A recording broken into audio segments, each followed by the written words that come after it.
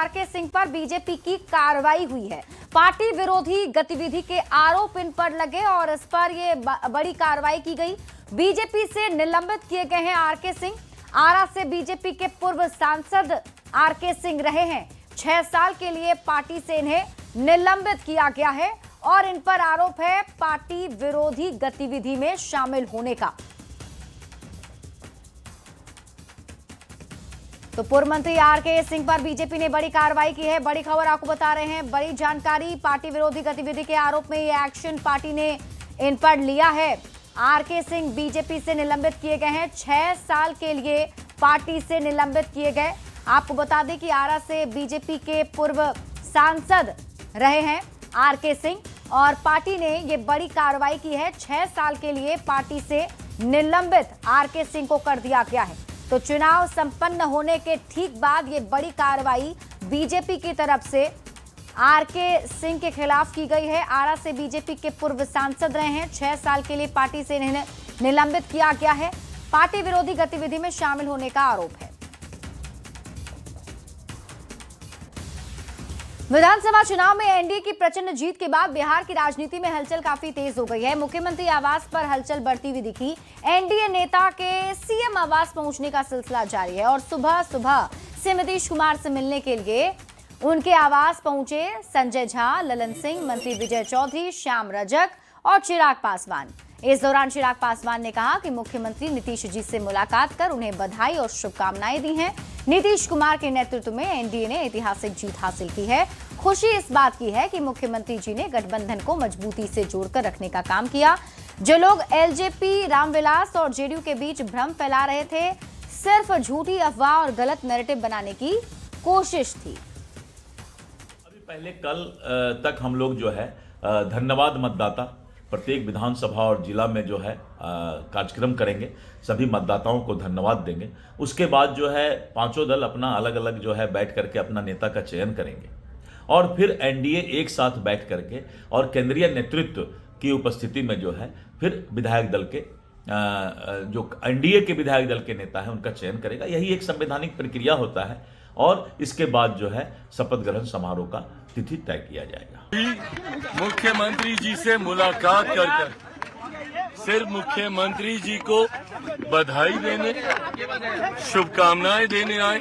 जिस तरीके से मुख्यमंत्री नीतीश कुमार जी के नेतृत्व में एनडीए गठबंधन ने एक ऐतिहासिक जीत हासिल करने का काम किया है, ऐसे में उनसे मुलाकात कर लोक जनशक्ति पार्टी रामविलास का एक प्रतिनिधि मंडल उनसे मुलाकात कर उनको से बधाई शुभकामनाएं देने आया था। खुशी है इस बात की कि मुख्यमंत्री जी ने जिस तरीके से एनडीए गठबंधन के हर एक घटक दल की भूमिका को सराहने का उन्होंने काम किया। मैं तो सबसे पहले आपके चैनल के माध्यम से पूरे बिहार वासियों को, पूरे बिहार के मतदाता मालिकों को मैं उनको उनके प्रति आभार प्रकट करता हूँ कि बिहार के लोगों ने जो है सुशासन और विकास पर मुहर लगाई है।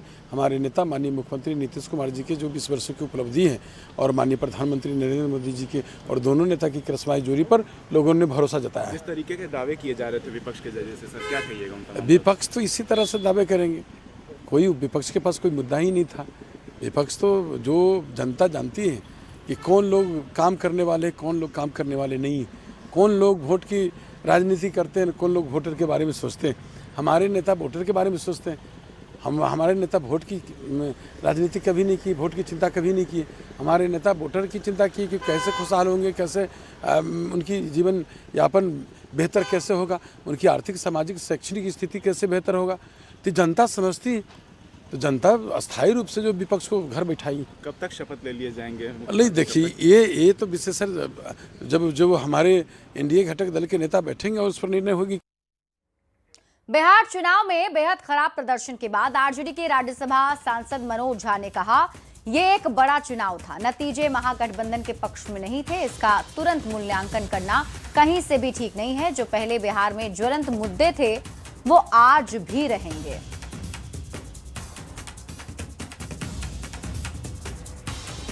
तो चुनाव नतीजे पर आरजेडी की प्रतिक्रिया सामने आई है। बिहार चुनाव में बेहद खराब प्रदर्शन के बाद आरजेडी के राज्यसभा सांसद मनोज झा ने बड़ा बयान दिया है। समझता हूं त्वरित टिप्पणी, त्वरित मूल्यांकन नहीं करना चाहिए। एक बड़ा चुनाव था, अब इस चुनाव में क्या हुआ, कहां हुआ, इसके लिए अगर हम 6 घंटे के अंदर, 10 घंटे के अंदर मूल्यांकन करेंगे तो वो उचित नहीं होगा, ना तो बिहार के इलेक्टर के लिए, ना पॉलिटिकल पार्टीज के लिए। मेरा मानना है कि बिहार की जनता ने, बिहार की हमारी आवाम ने, और मैं दोहरा रहा हूं, तेजस्वी जी यही हैं, मुद्दे यही हैं। हम क्या ये बिसरा दें कि बिहार को नौकरी नहीं चाहिए, बिहारी युवा को रोजगार नहीं चाहिए, बिहार की मां बहनों को सामाजिक सुरक्षा नहीं चाहिए, बिहार को पलायन से मुक्ति नहीं चाहिए। ये मुद्दे ज्वलंत मुद्दे रहेंगे।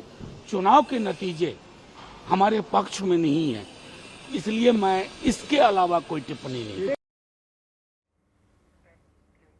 और देखिए, चुनाव परिणाम पर आरजेडी ने एक्स पर पोस्ट कर कहा है कि जन सेवा एक अनवरत प्रक्रिया है, एक अंतहीन यात्रा है और इसमें उतार चढ़ाव आना तय है।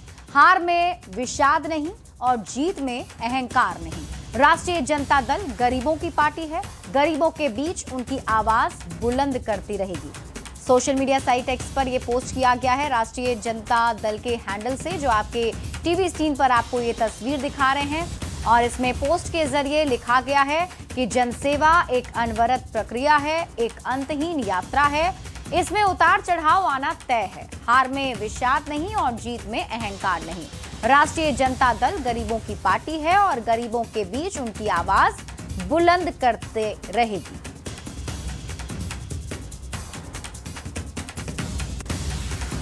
वहीं नतीजे आने के बाद से जनसुराज के संरक्षक और रणनीतिकार प्रशांत किशोर चुनावी मैदान में पूरी तरह से पस्त हो चुके हैं।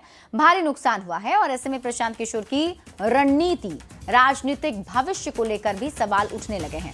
सवाल यह कि भारी हार के बाद प्रशांत किशोर की क्या है रणनीति? क्या पीके अब राजनीति से किनारा करने वाले हैं?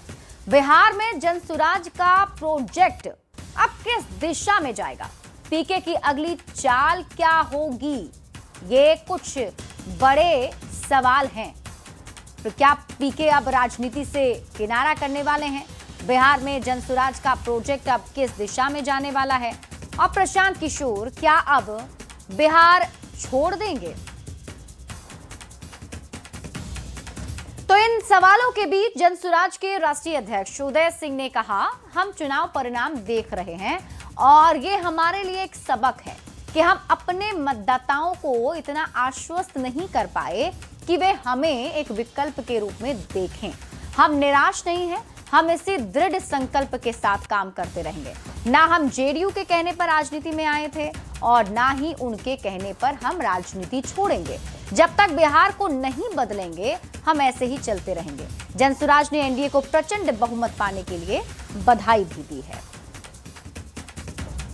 चुनाव परिणाम को हम देख रहे हैं कि हम लोगों के लिए सीख है कि हम लोगों ने अपने मतदाताओं को उतना भरोसा नहीं दिला पाए कि वो हमको विकल्प के रूप में देखे, और जब अंत में वो डर गया कि आरजेडी की व्यवस्था न बन जाए तो वो एनडीए की तरफ शिफ्ट हो गया।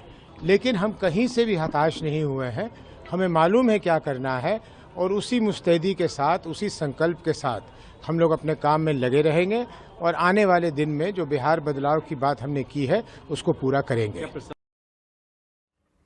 बिहार विधानसभा चुनाव के रिजल्ट आने के बाद से तेजस्वी के नेतृत्व को लेकर कई सवाल उठने लगे हैं। क्योंकि आरजेडी को भारी नुकसान हुआ है तो ऐसे में सवाल ये कि क्या आरजेडी करारी शिकस्त के बाद भी तेजस्वी पर भरोसा बनाए रखेगा? क्या तेजस्वी अभी भी विपक्ष का चेहरा बनकर रहेंगे? क्या रिजल्ट के बाद पार्टी में असंतोष खुलकर सामने आएगा? क्या तेजस्वी यादव के नेतृत्व पर पार्टी के लोग खुले तौर पर सवाल उठाएंगे? तो तेजस्वी यादव को लेकर ये कुछ सवाल जरूर हैं, क्योंकि इस बार महागठबंधन का जो परफॉर्मेंस है वो कैसा रहा ये सभी जानते हैं। और ऐसे में अब तेजस्वी यादव के नेतृत्व पर भी क्या सवाल उठेंगे, ये एक बड़ा सवाल बना हुआ है, क्योंकि तेजस्वी यादव के ऊपर ही महागठबंधन का पूरा दारोमदार था।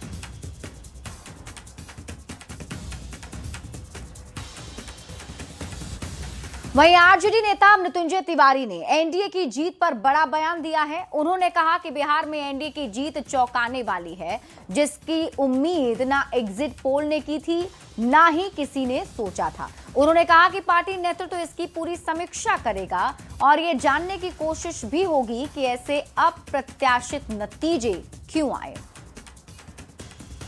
आप लोग जीत को लेकर के बिहार की जनता पूरी तरह से आश्वस्त है कि जनता की जीत होगी और महागठबंधन की सरकार बनेगी, तेजस्वी यादव जी मुख्यमंत्री बनेंगे।